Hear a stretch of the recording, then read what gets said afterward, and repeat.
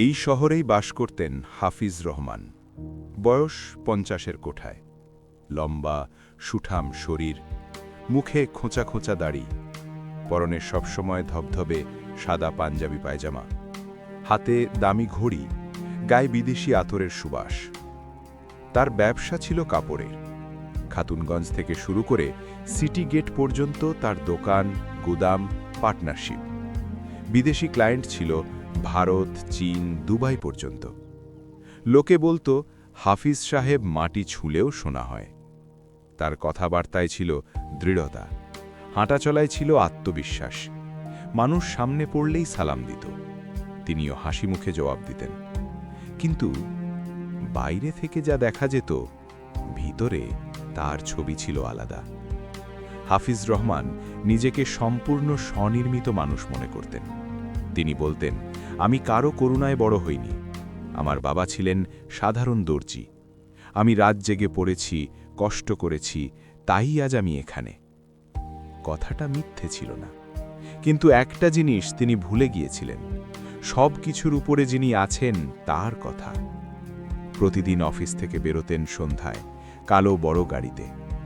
Driver সামনে, তিনি পিছনে, জানালার কাঁচ তুলে। সেই রাস্তায় একটু এগোলেই ছিল একটি পুরনো দালান, আল নূর এতিমখানা।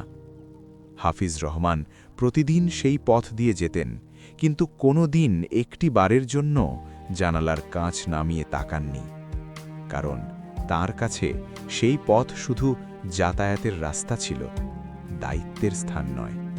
সেই এতিমখানায় ছিল অনেক শিশু। কেউ এসেছে বাবা হারিয়ে, কেউ এসেছে মা হারিয়ে, কেউ এসেছে দুজনকেই হারিয়ে। এদের মধ্যে একজন ছিল ইমরান, বয়স মাত্র 10 বছর। তার বাবা মারা গেছেন সড়ক দুর্ঘটনায়। মা আছেন কিন্তু অসুস্থ, দূরের গ্রামে। তাকে শহরে পাঠানো হয়েছে পড়াশোনার জন্য। ইমরানের পরনে ছিল ছেঁড়া হলেও পরিষ্কার সাদা পাঞ্জাবি, মাথায় ছোট্ট সাদা টুপি, পায়ে ছেঁড়া স্যান্ডেল। কিন্তু তার চোখ, সেই চোখে ছিল এক অদ্ভুত আলো, যে আলো কষ্ট দেখেও নেভে না, যে আলো দারিদ্র্য দেখেও মলিন হয় না। ইমরান প্রতিদিন ফজরের নামাজ পড়ত। মসজিদ থেকে ফেরার পথে একটু থামত, হাত তুলত, বলতো, ইয়া আল্লাহ, রাব্বুল আলামিন, আমরা এতিম, আমাদের কেউ নেই, কিন্তু তুমি তো আছো। তুমি আমাদের জন্য কাউকে পাঠাও, একজন ভালো মানুষ পাঠাও, যে আমাদের পাশে দাঁড়াবে। তুমি তো সব শুনতে পাও। ইমরান জানত না কে শুনছে, সে শুধু জানত আল্লাহ শুনছেন, আর আল্লাহ কখনো এতিমের কান্না ফেরত দেন না।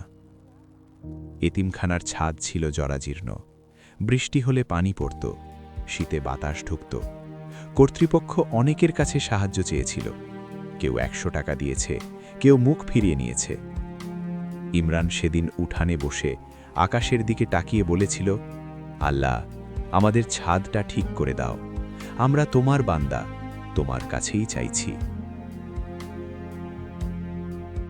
একদিন বিকেলবেলা, আষাঢ় মাস, চট্টগ্রামের আকাশ হঠাৎ কালো হয়ে এলো।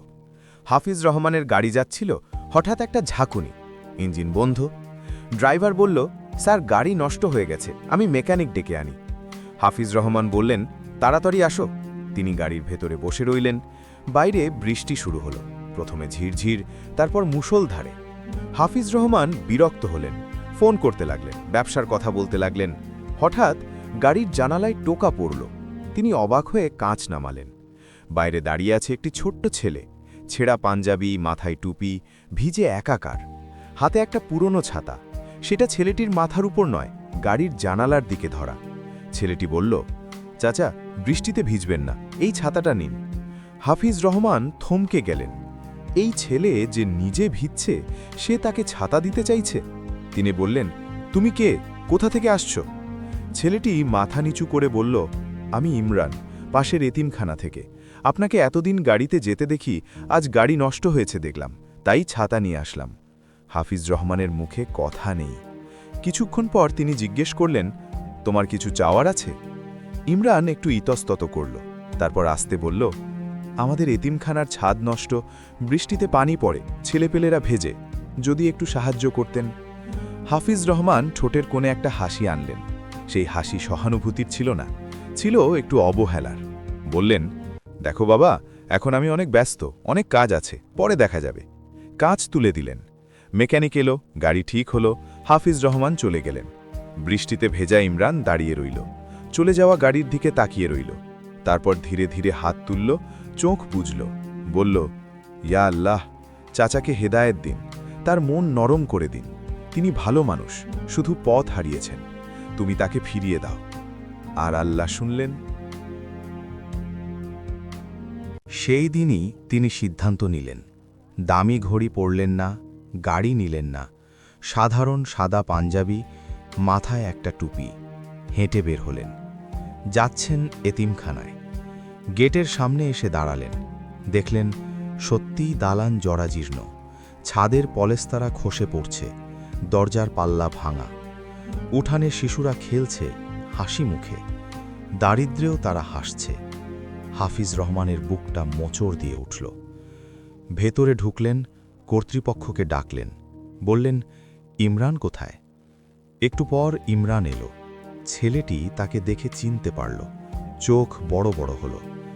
হাফিজ রহমান হাঁটু গেড়ে বসলেন, ছেলেটির সমান উচ্চতায়।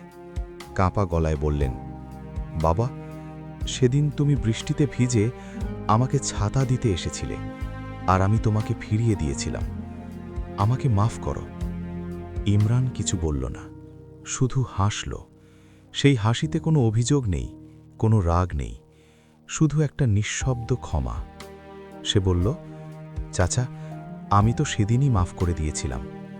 আমি শুধু আল্লাহর কাছে দোয়া করেছিলাম আপনার জন্য। হাফিজ রহমান আর কথা বলতে পারলেন না, বুক ভেঙে কান্না আসছিল।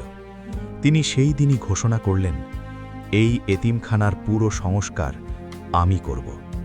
শুধু ছাদ নয়, পুরো দালান ঠিক করা হলো। নতুন দরজা, জানালা, প্রতিটি ঘরে আলো, নতুন বিছানা, বালিশ, চাদর, রান্নাঘর সংস্কার, বড় লাইব্রেরি, মাদ্রাসা ক্লাস এবং প্রতি মাসে নিয়মিত খাবার, পোশাক, পড়াশোনার ফান্ড। যেদিন কাজ শেষ হলো, সব শিশু একসাথে দোয়া করল। সেই দুয়ার আওয়াজে হাফিজ রহমানের চোখ ভরে উঠল। তিনি বললেন, এটা কোনো দানের মাঠ নয়, এরা আমার পরিবার। এখন থেকে প্রতি সপ্তাহে আসব। এবার শুনুন সেই ঘটনা যা মানুষকে বারবার বলতে হয়, কারণ এটা শুধু কাকতালীয় নয়, এটা আল্লাহর কুদরত। এতিমখানার কাজ শেষ হওয়ার ঠিক 3 দিন পর সেই দুবাইয়ের ক্লায়েন্ট নিজে ফোন করল, হাফিজ ভাই, আমরা আগের সাপ্লায়ারের সাথে সমস্যায় পড়েছি, আপনার সাথে আবার কাজ করতে চাই, আগের চেয়ে বড় অর্ডার। হাফিজ রহমান ফোন রেখে 2 হাত তুলে সিজদায় চলে গেলেন। এর 2 সপ্তাহ পর বীমা কোম্পানি জানালো, আগুনে ক্ষতিপূরণ হিসাব হয়েছে, পরিমাণ প্রত্যাশার 1.5 গুণ। ব্যাংক নিজে থেকে ঋণের সুদ মওকুফের প্রস্তাব দিল এবং হাফিজ রহমানের পুরনো পার্টনার যে চলে গিয়েছিল, সে ফিরে এসে বলল, হাফিজ ভাই, আমি ভুল করেছিলাম, আবার একসাথে কাজ করতে চাই। মানুষ অবাক, কিভাবে এত দ্রুত সব ঠিক হলো? হাফিজ রহমান বললেন, আমি কিচ্ছু করিনি। একটা এতিম শিশু আল্লাহর কাছে আমার জন্য দোয়া করেছিল, সেই দোয়া কবুল হয়েছে। কিন্তু এবার হাফিজ রহমান আলাদা মানুষ। সম্পদ ফিরে এলেও তিনি আগের মতো অহংকারী হননি, বরং প্রতি মাসে আয়ের একটি নির্দিষ্ট অংশ এতিমদের জন্য।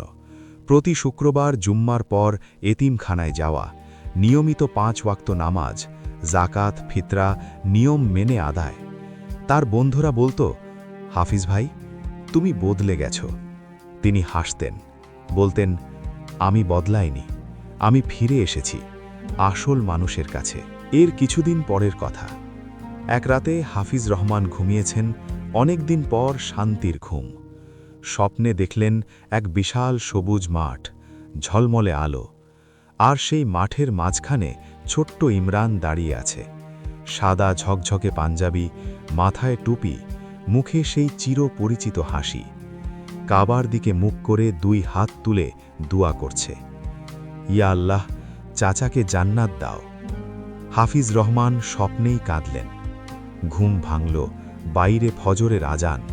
তিনি উঠলেন, অজু করলেন, জায়নামাজে বসলেন, 2 হাত তুলে বললেন, ইয়া আল্লাহ, আমাকে মাফ কর। যতদিন বেঁচে আছি তোমার রাস্তায় থাকতে চাই, এতিমদের পাশে থাকতে চাই। তুমি সাক্ষী। প্রিয় দর্শক, রাসূল সাল্লাল্লাহু আলাইহি ওয়াসাল্লাম বলেছেন, যে ব্যক্তি এতিমের মাথায় হাত বুলিয়ে দেয়, প্রতিটি চুলের বিনিময়ে তার আমলনামায় সওয়াব লেখা হয়। মুসনাদে আহমদ। আরও বলেছেন, মাজলুমের দুয়াকে ভয় করো, কারণ সেই দুয়া আর আল্লাহর মাঝে কোনো পর্দা নেই। বুখারী 1496। ইমরান মাজলুম ছিল, তার দুয়া আল্লাহ কবুল করেছিলেন। আপনার আশেপাশে হয়তো আজও অনেক ইমরান আছে, ছেঁড়া পাঞ্জাবিতে, টুপি মাথায়, চোখে স্বপ্ন নিয়ে। তাদের মুখ ফিরিয়ে দেবেন না, কারণ তাদের দুয়া আসমান পর্যন্ত পৌঁছে যায়। আজই একটি কাজ করুন, কাছের কোনো এতিমখানায় যান, কিছু নিয়ে যান, একটু সময় দিন, একটু ভালোবাসা দিন। আল্লাহ আপনার ভাগ্য বদলে দেবেন, ইনশাআল্লাহ। ভিডিওটি ভালো লাগলে লাইক করুন, সাবস্ক্রাইব করুন, শেয়ার করুন। একজনের কাছে পাঠান যার এই গল্পটা দরকার। আল্লাহ হাফিজ। আসসালামু আলাইকুম ওয়া রাহমাতুল্লাহি ওয়া বারাকাতুহু।